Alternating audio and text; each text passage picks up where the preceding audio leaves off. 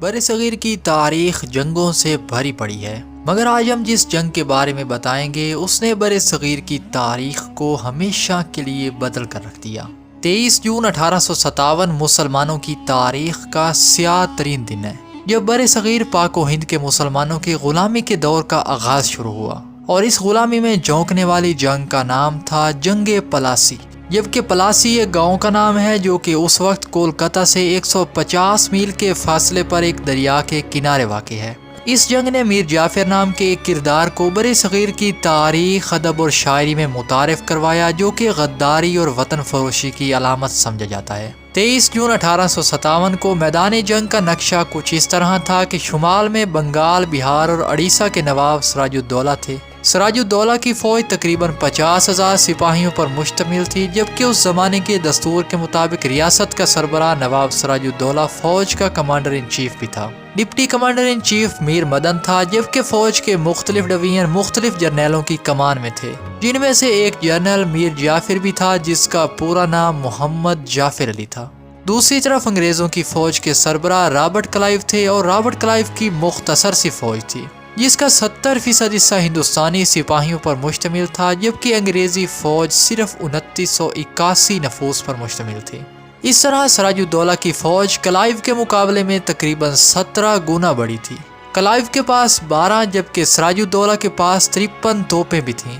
اس طرح کلائیو کے مقابلے میں نواب کا توپ خانہ بھی 4 گنا تھا۔ جنگ پلاسی شروع ہونے سے کچھ روز قبل میر مدن نے نواب سراج الدولہ کو ایک مشورہ دیا کہ انگریزوں سے نمٹنے سے پہلے وہ میر جعفر اور اس جیسے دوسرے سازشیوں اور غداروں کو ٹھکانے لگا دے۔ لیکن نواب سراج الدولہ نوجوان اور ناتجربے کار تھا۔ اس نے آستین کے سانپوں کو پہچاننے میں غلطی کی، جس کا خمیازہ اسے بعد میں بھگتنا پڑا۔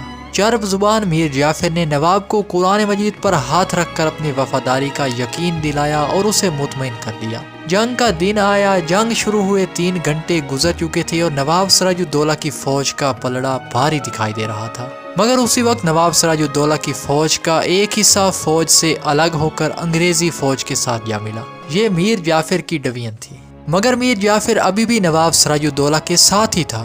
جون کے آخر میں بنگال مونسون گھٹاؤں کی زد میں ہوتا ہے۔ اس دن بھی آسمان پر بادل چھائے ہوئے تھے اور 11 بجے آسمان اچانک پھٹ پڑا۔ تیز بارش میں نواب سراج الدولہ کی گرجتی 53 توپیں خاموش ہو گئیں، کیونکہ بارود اور توپوں کو متوقع بارش سے بچانے کے لیے کوئی انتظام نہیں کیا گیا تھا۔ اس بے تدبیری اور عدم توجہی نے جنگ کا اور اگلے 200 سال کے لیے ہندوستانیوں کی تقدیر کا فیصلہ کر دیا۔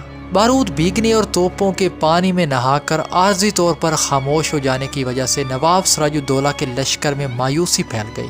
یہ دیکھ کر بہادر اور وفادار ڈپٹی کمانڈر ان چیف فوج کا حوصلہ بڑھانے کے لیے خود میدان جنگ میں کود پڑا اور وطن پر نثار ہو گیا۔ دوسری طرف میر جعفر قرآن مجید پر دیے گئے حلف کو بھول گیا۔ اس نے نواب سراج الدولہ کو پسپائی کا مشورہ دیا، جو کہ نواب نے فوراً ہی قبول کر لیا۔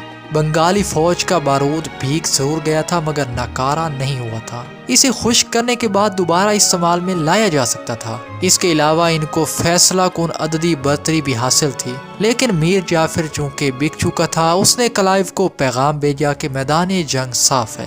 یہ غیر متوقع خوشخبری ملتے ہی انگریزی فوج، جو کہ پسپائی کا سوچ رہی تھی، اپنی توپوں کے ساتھ نواب سراج الدولہ کی فوج پر چڑھ دوڑی، اور یوں سپہر تقریباً 5 بجے ہی جنگ کا فیصلہ ہو گیا۔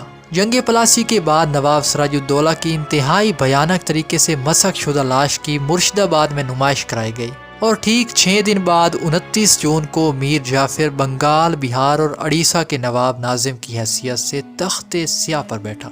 اس طرح اس غداری کی وجہ سے ہندوستان کی تاریخ کے ایک سیاہ باب کا آغاز ہو گیا۔